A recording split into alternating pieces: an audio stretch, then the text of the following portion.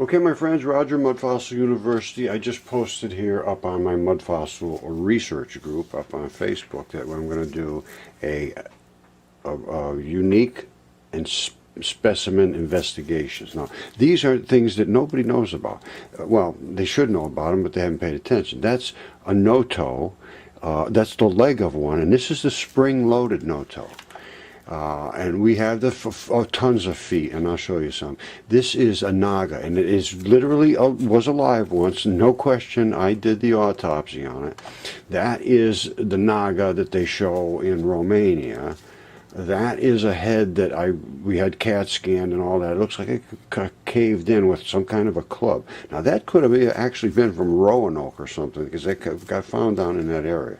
Now this is a foot from one of those no-toes that has the spring load, and that's the strap that runs up from the ball of the heel, no question, and that's the stirrup of where the bone sits, and these are spring loaded, and I researched them very well, and that's exactly what they are. They're feet. Now, and these are some feet that Tish Egerton found a trove of these things. Now, this is Kim Montgomery up in Washington State, and this is the back of the naga head where it was cracked in.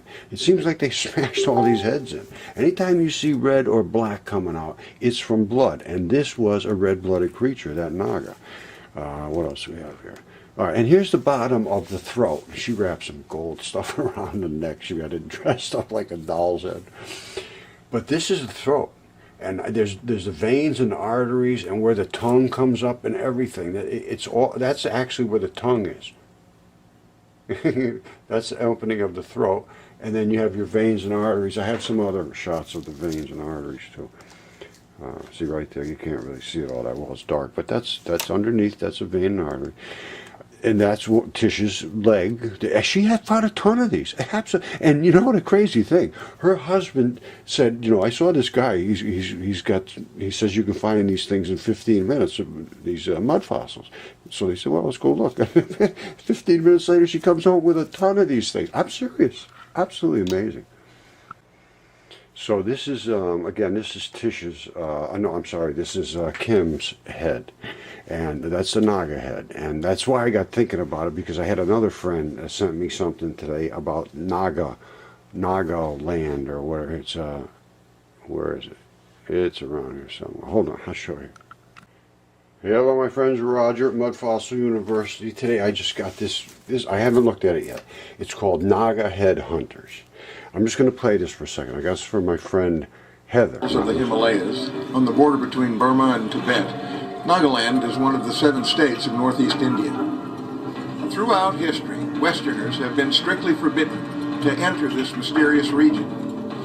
Only recently have permits with stern restrictions been available to visitors, and I've had the honor and good fortune to be issued one of the very first. There was a good sign back there that said, "Modern technology owes the ecology an apology." Very good sign. Damn good sign. All right, now we are going to look into a real naga. Okay, my friends, as I showed you, these are unique things that are discovered by people all around the world, and they have nobody to present them to. The universities refuse to look at them. Archaeologists are upset. Geologists hate this. This is from Tish. These are feet. These are feet from human-ish things. And that's like a wing nut underneath. That's one of these no-toes. The spring assembly is in there. That's the arch of the foot. And these are normally completely covered with tissue. I have one over here, right here. These are no-toes. They don't have any toes in them, but their toes are in there. Inside, that's where the fibia goes, right up there like that, and that's where the tibia, the big bone, sits right there, and they're no toes, and they had this huge pad. This pad's gone. It was like this originally. You can't see that down here, can you? Anyway, the pad on the bottom is partially gone. But anyway, I looked at it and I can see the blood running off and all this business. Now, that's Tish's. And she's got a ton of these. And I did a little thing here, let's see. Oh, that's mine. Where's the one of hers?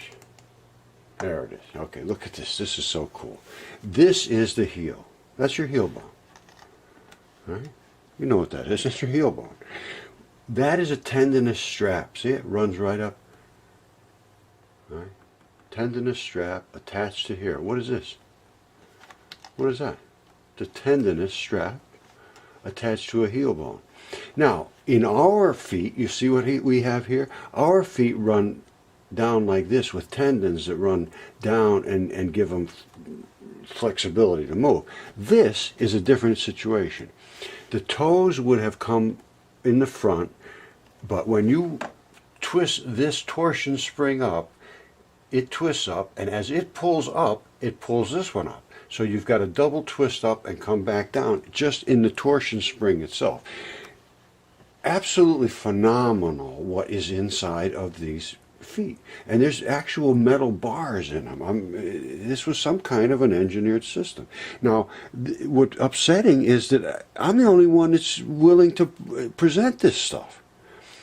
And then it's just a waste of my time, really, to be honest with you. It's been 8 years I've been doing this kind of stuff, and people come to me with things that are absolutely unbelievable. I have no time to do half of them. You know, I do the real outstanding ones, and the rest. You know, I mean, there's a bone. I mean, I have creatures in my yard right now, just waiting to dig up, and half of them out of the ground already. Yeah, let me show you something right here. Right there, it's the palm of a hand that's out in my front yard. And it's just sitting there just like that. That's the tendon that runs down from your palm, right from there. It runs right down. You can see it in your own hand. This over here, this is like just the bottom of the palm. It's 36 inches wide. And I have the knuckles and fingers, and that's a finger right there. And that was CAT scanned. And CAT scanned and DNA tested, and it's human. It's mitochondrial human. Mitochondrial DNA is a human, and they have these little hooks in them where that's how you can move your fingers around. And I got them all over the place. I got so many of these things. It's just ridiculous now. And what's really ridiculous is the people that are teaching our kids to say all these things that are not true and just refuse to engage in any discussion whatsoever. I'm blocked from NASA, I'm blocked from all the colleges and universities and everything. And if I'm not, engage with me. I know I'm blocked. That's not a question. So step up. Somebody step up and be honest. Very distressing, I'm telling you. And you know, I'm just going to keep going forward, because sooner or later you're going to be just as embarrassed. Here's another thing. Hold on. Where's another? Yeah, I got the lung around here. So I shown this enough times. I don't have to bother with that. It's time for them to step up, and if they don't, it's just disgraceful now. All right. Thank you. Have a nice day.